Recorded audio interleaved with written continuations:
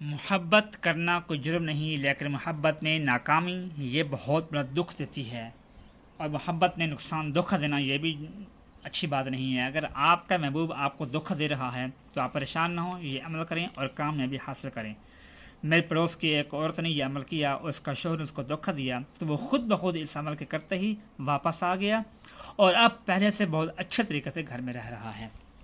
السلام علیکم ورحمۃ اللہ وبرکاتہ۔ ناظرین، امید ہے کہ آپ لوگ خیر و عافیت سے ہوں گے۔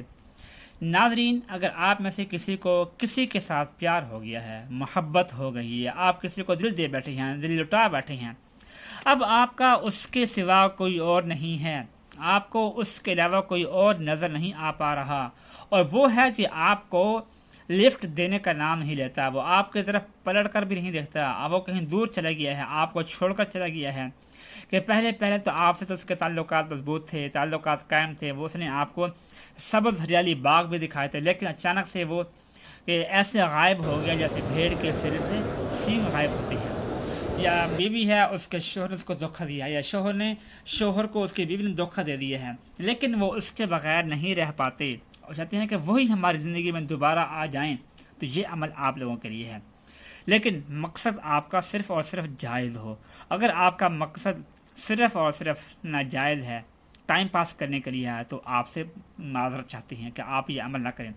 اگر آپ کر بھی لیں گے تو اس کا نقصان ہوگا آپ کو، اور اس کے ذمہ دار آپ خود ہوں گے۔ تو وہ عمل کیا ہے؟ بہت ہی آسان سا عمل ہے۔ قرآن پاک کا پارہ نمبر ہے فمن اظلم 24 پارہ نمبر، اور اس میں سورۃ المؤمن کی آیت نمبر ہے 44، یعنی 44 آیت نمبر ہے۔ اعوذ باللہ من الشیطان الرجیم وَأُفَوِّضُ أَمْرِي إِلَى اللَّهِ إِنَّ اللَّهَ بَصِيرٌ بِالْعِبَادِ وَأُفَوِّضُ أَمْرِي إِلَى اللَّهِ إِنَّ اللَّهَ بَصِيرٌ بِالْعِبَادِ۔ یہ آیت ہے، اس کو پڑھنا ہے آپ نے۔ اس کے پڑھنے کا طریقہ یہ ہے کہ عشاء کی نماز پڑھنے کے بعد جہاں نماز پڑھی ہے وہیں پر آپ نے بیٹھ جانا ہے۔ تشہد کی حالت میں، جیسے ہم نماز پڑھتے ہیں تو نماز میں ہم تحیات پڑھنے کے لیے بیٹھتے ہیں، اسی کنڈیشن میں آپ نے بیٹھنا ہے، قبلہ کی طرف منہ کر کے بیٹھ جانا ہے۔ اور قرآن پاک اگر آپ حافظ ہیں تو ٹھیک ہے، نہیں حافظ قرآن پاک کو آپ لے کر وہاں بیٹھ جائیں۔ تو پھر آپ نے 2 رکعت نفل صلاۃ الحاجت پڑھنی ہے۔ سلام پھیرنے کے بعد اول آخر 11 مرتبہ درود ابراہیمی پڑھنا ہے آپ نے، اور پھر اس کے بعد 313 مرتبہ اس آیت کو پڑھنا ہے، اور پڑھنے کے دوران اپنے محبوب کا، اپنی بیوی کا، اپنے شوہر کا تصور کرنا ہے کہ وہ جس طرح یہاں سے ہمیں چھوڑ کر چلا گیا ہے وہ ویسے الٹے پاؤں واپس پلٹ آئے اور اس کے دل میں ہماری محبت ڈال دے۔ یہ تصور کرتے ہوئے آپ نے عمل کرنا ہے۔ 313 مرتبہ اس آیت کو پڑھنا ہے آپ نے۔ اس میں آپ کے 10 سے 15 منٹ لگیں گے، زیادہ ٹائم آپ کا نہیں لگے گا، کیونکہ چھوٹی سی آیت ہے۔